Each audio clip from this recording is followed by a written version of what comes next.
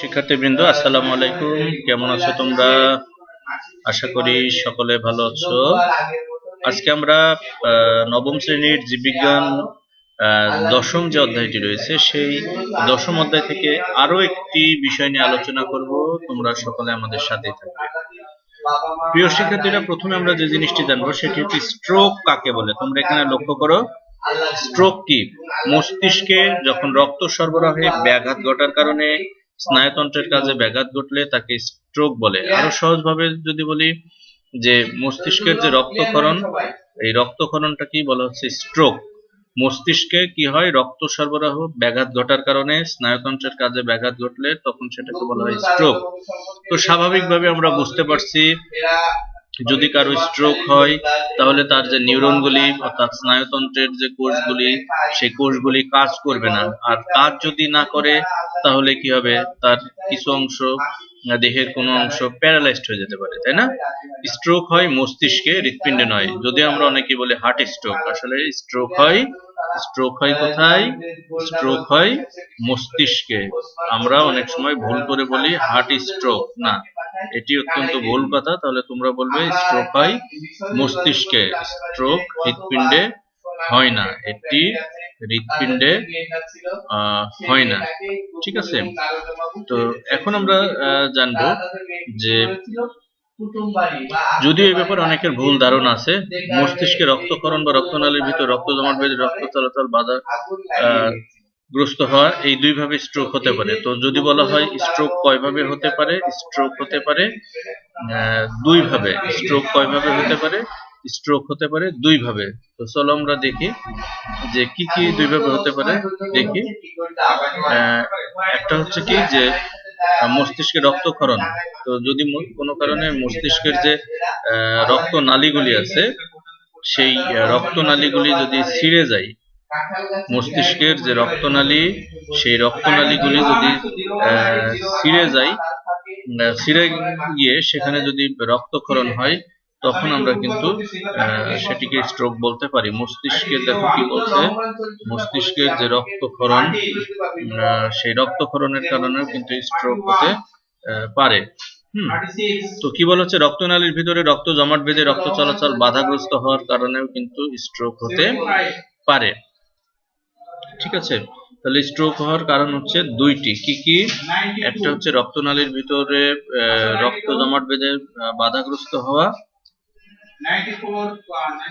আর কি হতে পারে যে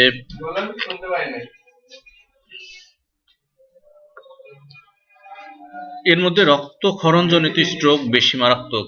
তো দুই ধরনের স্ট্রোক হতে পারে, তার মধ্যে রক্তক্ষরণজনিত যে স্ট্রোকটি আমরা দেখলাম, সেই স্ট্রোকটি হচ্ছে কি মারাত্মক।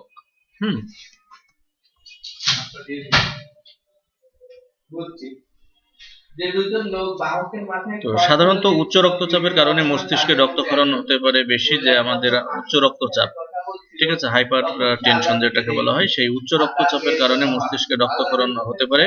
তো এখন আমরা চলো লক্ষণগুলি কি, সেই লক্ষণগুলি একটু জেনে নিই। এই রোগের লক্ষণ হঠাৎ করেই প্রকাশ পায়। লক্ষণগুলি হলো কি? বমি বমি ভাব হতে পারে।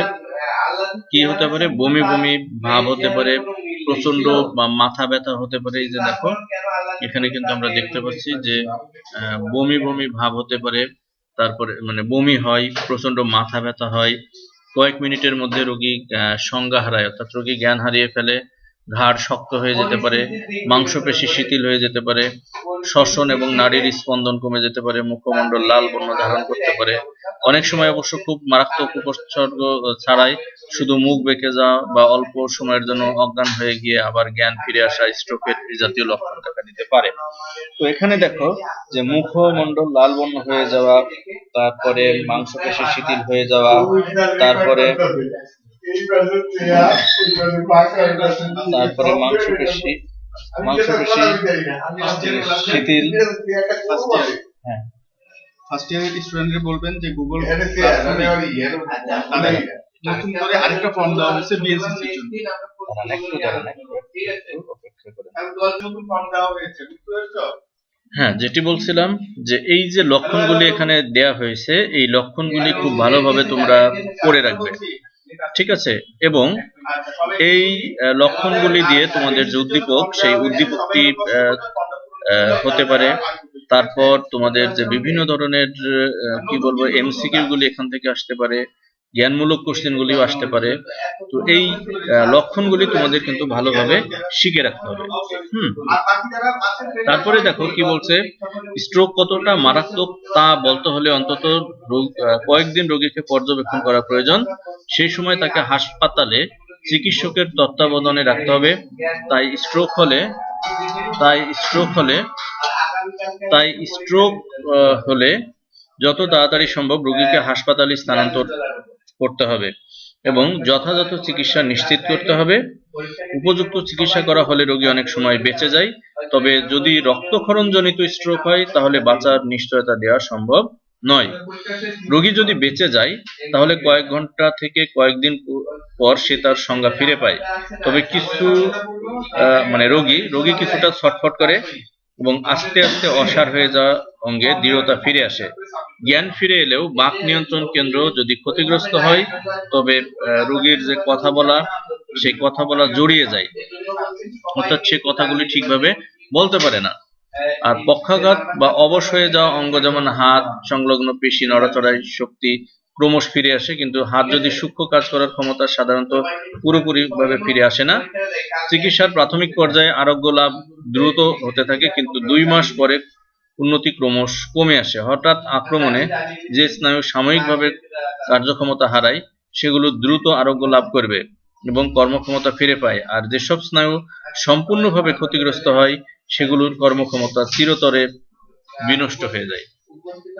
তাহলে এই বিষয়গুলি তোমাদের কিন্তু লক্ষ্য রাখতে হবে। তো স্ট্রোক কাকে বলে, স্ট্রোক কয়ভাবে হতে পারে, কোন ধরনের স্ট্রোক মারাত্মক, তারপর স্ট্রোকের লক্ষণগুলি কি কি, ঠিক আছে? তো এইগুলি খেয়াল রাখতে হবে। এবং রোগ নির্ণয় ও চিকিৎসা, মস্তিষ্কে রক্তক্ষরণ বা রক্ত জমাট বেঁধেছে কিনা তা নির্ণয় করে এই রোগ সম্পর্কে নিশ্চিত হওয়া যায়। এই রোগটির সঠিক কারণ অনেক সময় নির্ধারণ করা সম্ভব হয় না, ঠিক আছে? তো মস্তিষ্কের রক্তক্ষরণ বন্ধ করাও সম্ভব না, তবে মস্তিষ্কে জমে থাকা রক্ত অস্ত্রোপচারের মাধ্যমে অপসারণ করা যেতে পারে বা প্রয়োজন হতে পারে।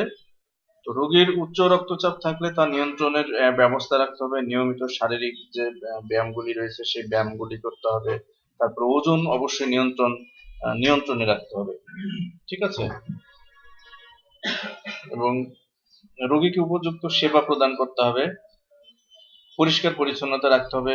তারপরে তার যে পথ্যগুলি সেগুলির ব্যবস্থা নিশ্চিত করতে হবে। প্রয়োজন বোধে রোগীকে যদি হাতে বা মুখে নিজে খাবার গ্রহণ করতে না পারে সেই ক্ষেত্রে পায়ে নলের সাহায্যে খাবার খাওয়ানোর ব্যবস্থা করা যেতে পারে।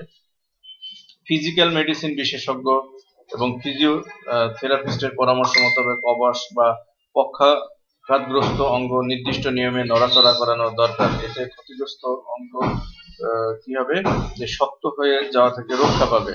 রোগীর জ্ঞান ফিরে এলে নিজ প্রচেষ্টায় নড়াচড়া করতে উৎসাহিত করতে হবে। তো এখন আমরা জানি যে প্রতিরোধের যে উপায়গুলি, সেই প্রতিরোধের উপায়গুলি কি করতে হবে, ধূমপানের অভ্যাস থাকলে তা চিরদিনের জন্য পরিহার করতে হবে। যারা উচ্চ রক্তচাপে ভুগছেন তাদের উচ্চ রক্তচাপ নিয়ন্ত্রণে রাখতে হবে। ডায়াবেটিস থাকলে ডায়াবেটিস নিয়ন্ত্রণে রাখতে হবে। নিয়মিত ওষুধ সেবন করতে হবে। দুশ্চিন্তা মুক্ত সুন্দর এবং স্বাভাবিক জীবনযাপন করলে তবেই এই রোগ থেকে রক্ষা পাওয়া সম্ভব। প্রিয় শিক্ষার্থীবৃন্দ, চলো আমরা আরো কিছু বিষয় জেনে নিই।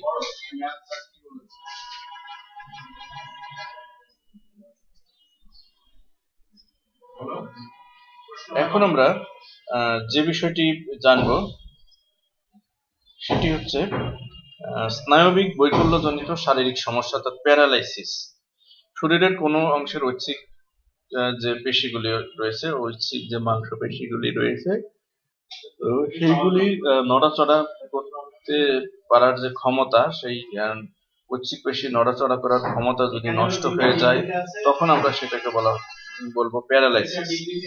তো সাধারণত মস্তিষ্কের যে কোনো অংশের ক্ষতির কারণে ওই অংশের সংবেদন গ্রহণকারী পেশিগুলি কার্যক্ষমতা যখন হারিয়ে ফেলবে তখন কি হবে, মানুষ প্যারালাইসিসে আক্রান্ত হবে। তো একজনের আংশিক প্যারালাইসিস হতে পারে, সম্পূর্ণ প্যারালাইসিস হতে পারে। তো আংশিক প্যারালাইসিস এবং সম্পূর্ণ প্যারালাইসিস আমরা যেটাই বলি না কেন, উভয়ই শরীরের জন্য কিন্তু ক্ষতিকর। ঠিক আছে, তো শরীরের এক পাশে কোনো অঙ্গ অথবা উভয় পাশের অঙ্গের কার্যকারিতা নষ্ট হতে পারে, যেমন 2 হাত ও 2 পায়ের প্যারালাইসিস হতে পারে। তো কারণগুলি কি দেখো, তো প্রথমে আমরা জানি প্যারালাইসিস কাকে বলে। প্যারালাইসিস হচ্ছে ঐচ্ছিক পেশির যে নড়াচড়া করার যে ক্ষমতা, সেই ক্ষমতা যখন নষ্ট হয়ে যাবে তখনই আমরা সেটিকে বলবো প্যারালাইসিস। ঠিক আছে, তো প্যারালাইসিস যদি বলা হয় কয় ধরনের হতে পারে, 2 ধরনের, সম্পূর্ণ প্যারালাইসিস আর আংশিক প্যারালাইসিস। কারণগুলি দেখি, প্যারালাইসিস সাধারণত স্ট্রোকের কারণে হয়। প্যারালাইসিস কেন হয়? স্ট্রোকের কারণে হয়। এছাড়া মেরুদণ্ডের বা ঘাড়ের সুষুম্নাকাণ্ড আঘাত বা দুর্ঘটনাজনিত কারণে হতে পারে। তারপর স্নায়ুরোগ, সুষুম্নাকাণ্ডের কিংবা কশেরুকার ক্ষয় হতেও কিন্তু প্যারালাইসিস হতে পারে। এরপর যেটি আমরা জানবো সেটি হচ্ছে এপিলেপসি। ঠিক আছে, মৃগী রোগ বাংলায় যেটাকে বলে। এপিলেপসি মস্তিষ্কের একটি রোগ। আক্রান্ত ব্যক্তির শরীরে খিঁচুনি বা কাঁপুনি দেখা দিবে, কিছুক্ষণের মধ্যে আবার ভালো হয়ে যায় এবং রোগী অজ্ঞান হয়েও যায়। এপিলেপসি মস্তিষ্কের একটি রোগ যাতে আক্রান্ত ব্যক্তির শরীরে খিঁচুনি বা কাঁপুনি দেখা দিতে পারে। অনেক সময় অনেক ক্ষেত্রে রোগী অজ্ঞান হয়ে যেতে পারে এবং এই রোগকে অনেক বলা হয় মৃগী রোগ। অনেক ক্ষেত্রে এই রোগের কারণে আক্রান্ত ব্যক্তি হঠাৎ করেই সাময়িক কি হবে, তার সকল ধরনের কার্যকরী যে ক্ষমতা সেটি হারিয়ে ফেলবে, শরীরে কাঁপুনির সৃষ্টি হবে, শরীরে খিঁচুনি দেখা দিতে পারবে এবং অল্প সময়ের জন্য সে মাটিতে কি হয়, লুটিয়ে পড়বে। তো আগুন বা পানির সাথে এপিলেপসির লক্ষণ প্রকাশ পাওয়ার কোনো সম্পর্ক নাই, আমরা অনেকেই এই ভুল ধারণাটি পোষণ করি। কিন্তু এই যে এপিলেপসি যাদের রয়েছে তারা যদি কখনো পানিতে পড়ে যায় অথবা আগুনে যদি পড়ে যায়, তাহলে কি হবে, এই রোগটি যখন লক্ষণ প্রকাশ পাওয়ার মুহূর্তে যদি তারা আগুনে অথবা পানিতে যদি পড়ে যায়, সেক্ষেত্রে কিন্তু তারা সেখান থেকে নিজে উঠতে পারে না। ঠিক আছে, আর এইসব কারণে এসব রোগীকে জলাশয় বা আগুন কিংবা অন্যান্য বিপজ্জনক বস্তু বা স্থান থেকে দূরে রাখতে হবে। এপিলেপসির মূল কারণ এখনো সম্পূর্ণভাবে জানা যায়নি। স্ট্রোকে আক্রান্ত রোগীদের মৃগী রোগ দেখা দেয়। মাথায় আঘাত,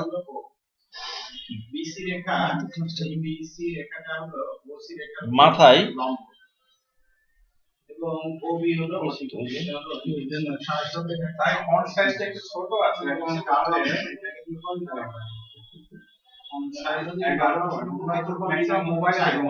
তো মাথায় যে আঘাত, সেই আঘাতের কারণে কিন্তু এই রোগটি হতে পারে। ঠিক আছে, তো